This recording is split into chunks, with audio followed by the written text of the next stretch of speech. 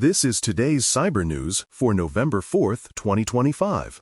You can also subscribe to the newsletter and view the archive of previous headlines at dailycyber.news. U.S. prosecutors announced charges against several security professionals accused of helping the Black Cat ransomware group carry out attacks. Investigators say the defendants shared tools, advised on how to dodge network controls, and split proceeds with the criminals.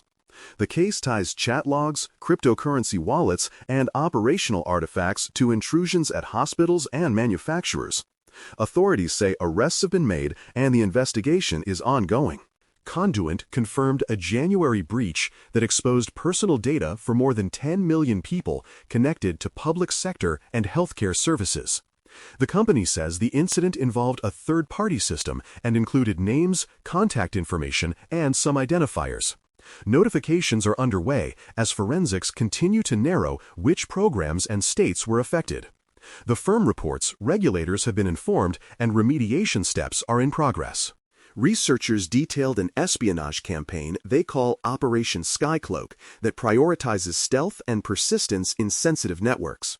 The operators use scripted PowerShell, POWERSHEL, and covert secure shell, SSH, tunnels to quietly maintain access and move data. Initial footholds are followed by staged scripts that hide among normal administrator activity. The investigation indicates the focus is defense and government targets, and containment actions are underway. Attackers siphoned roughly $120 million from balancer-related decentralized finance pools in a fast-moving heist. The theft spanned multiple tokens and chains and routed some funds through mixers to hide the trail. Project teams urged liquidity providers to withdraw from affected pools and published addresses linked to the exploit. Exchanges and investigators began freezing assets while tracing transactions in real time. A malicious Solidity extension for Visual Studio Code-compatible editors on the OpenVSX registry planted a backdoor dubbed Sleepy Duck. The package posed as a popular toolchain, gathered environment details and credentials, and then waited for commands from attacker servers. Thousands of downloads occurred before the listing was removed, and mirrors may still carry copies. Advisories recommend removing the extension and rotating developer secrets while cleanup continues. Google pushed a stable Chrome update addressing two high-severity bugs in the V8 engine. The flaws could be triggered by crafted web pages, enabling code execution against users who have not yet updated. Rollouts have begun across desktop platforms and enterprise channels. Urged organizations to verify the new build number on managed devices.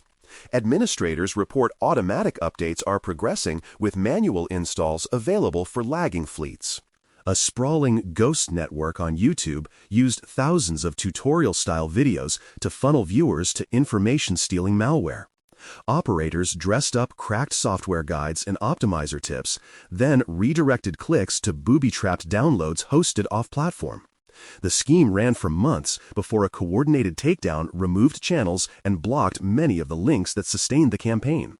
Some domains quickly reappeared, indicating the operation is trying to regenerate reach. Proton said it uncovered roughly 300 million stolen credentials circulating on criminal markets and forums. The trove blends logs from multiple malware families with data from older breaches, raising the odds of account takeover against popular services. Notifications went to major platforms and users were urged to enable multi-factor authentication (MFA) and resent reused passwords. Investigators noted recent timestamps in some logs, suggesting active compromise windows. Researchers warned that hundreds of Android apps misused near-field communication (NFC) features to read or relay payment card data.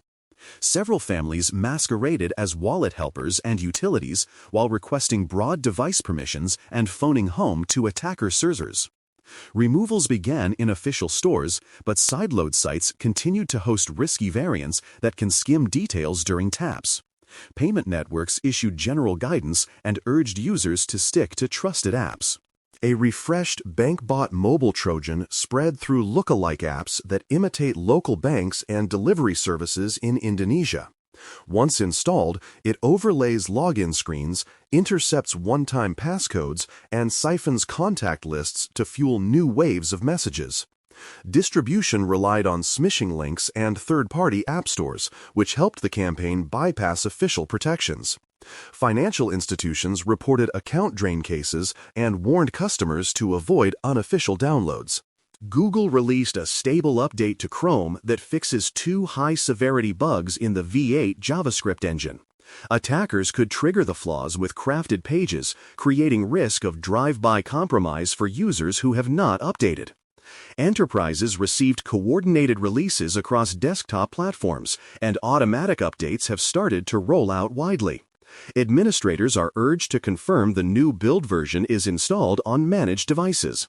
Investigators uncovered a large content farm on YouTube that pushed information-stealing malware through more than 3,000 fake tutorial videos. The operators lured viewers with cracked software and optimizer claims, then redirected them to download links that planted info stealers. A coordinated takedown and link blocking slowed the campaign, though some domains quickly reappeared. Platform teams continue removals while security firms share indicators of the content network. Proton reported a cache of roughly 300 million stolen credentials circulating on criminal forums and markets. The trove mixes data from malware logs and past breaches, including email and service logins, with device fingerprints. Notifications went to major platforms, and users were urged to reset passwords and enable multi-factor authentication, MFA.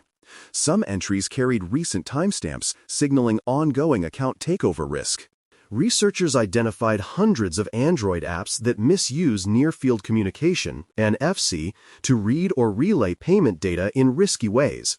Several families request broad device permissions and masquerade as wallet helpers while forwarding card data to attacker-controlled servers. App Store removals began after disclosures, but sideloading sites continue to host copies that target less protected devices. Payment networks and mobile security teams are assessing follow-on fraud activity. A refreshed bank-bot mobile Trojan is targeting Indonesian users with convincing look-alike apps for banks and delivery services. Once installed, the malware overlays login screens, intercepts one-time passcodes, and exfiltrates contact lists to spread further. Distribution relies on smishing links and popular third-party stores, raising reach beyond official marketplaces. Financial institutions issued warnings as reports of drained accounts increased and takedown work continued. Researchers reported a spyware toolkit named Dante appearing in new phishing campaigns worldwide. The tool provides remote control, file search, and screenshot capture while using staged updates to avoid attention. Targets included journalists, dissidents, and business leaders across several regions, with some binaries signed to look legitimate. Investigations continue as providers block infrastructure and victims receive remediation guidance. Analysts in Korea observed the Kimsuki group sending spear phishing emails that masqueraded as a virtual private network, VPN, invoice. The lure installed a lightweight backdoor called HTTP Troy that gathered host details, listed files, and executed commands. Traffic blended into normal web patterns, helping the actors persist inside telecommunications and research networks. Authorities and response teams are sharing indicators and urging stricter mail filtering. Investigators documented real-time deepfakes used by North Korean operatives to pass remote job interviews for crypto roles. The actors matched resumes to stolen profiles and used face-mapped avatars with voice cloning to gain access. Some startups and outsourced development shops reported access to repositories and cloud dashboards before anomalies raised suspicion. Companies are adding identity checks and hardware-backed keys to onboarding. A long-pursued developer linked to the Jabberzeus banking malware was extradited to the United States. Authorities connected the individual to code and infrastructure used to siphon credentials and wire funds. The case merges earlier warrants and includes evidence collected with partner agencies overseas. Court proceedings are expected, and financial sector teams are refreshing legacy indicators. New research compared how attackers exploit the device code flow in sign-in systems from Microsoft and Google. Differences in prompts, rate limits, and detection hooks change the friction attackers feel and what defenders can see. In the wild, phishing kits automate the flow and exchange codes for tokens within seconds. Vendors issued guidance while organizations tuned conditional access and monitoring for rapid token issuance. Researchers found phishers hosting convincing login pages on Cloudflare pages and Zendesk subdomains. Victims landed on lookalike portals for webmail and software as a service, then entered credentials that were relayed in real time. Some kits proxied sessions to capture multi-factor prompts and cookie tokens for reuse. Cleanup is ongoing as teams tighten allow lists and block newly seen subdomains. Multiple case reports describe the same post-compromise playbook after a cloud account takeover. Attackers enumerate tenant directories and inbox rules, then stage business email compromise by impersonating finance staff. The activity uses built-in features, including hidden forwarding and mailbox searches for invoices, to avoid obvious alerts. Remediation emphasizes token rotation, rule cleanup, and verified callbacks for payment changes. Follow-up reporting on Operation Skycloak shows expanded persistence with scheduled tasks and covert secure shell (SSH) tunnels. Operators drop obfuscated PowerShell (POWERSHL) scripts that blend with administrator activity and mask lateral movement. The focus remains defense and government networks, where help desk patterns can hide long-lived access. Organizations are enabling tighter script logging and blocking unsanctioned clients. As infrastructure takedowns began, the Skycloak operators rotated to fresh command and control domains. New certificates and host names mimicked software update sites, and some implants attempted domain fronting to slip past simple filters. Telemetry linked registrar accounts and reused contact details despite the pivots. Providers are adding behavioral detections while threat intel distributes new indicators. Analysts suspect a Skycloak loader is piggybacking on commercial remote management tools via plugin folders. The method installs lightweight launchers under legitimate service names, granting persistence that looks like routine support work. Targets include defense contractors and government suppliers that rely on outsourced information technology. Vendors issued guidance on plugin integrity checks as customers audit service accounts. That's the Bare Metal Cyber Daily Brief for November 4th, 2025. For more, visit baremetalcyber.com. You can also subscribe to the newsletter and view the archive of previous headlines at dailycybernews.com. We're back tomorrow.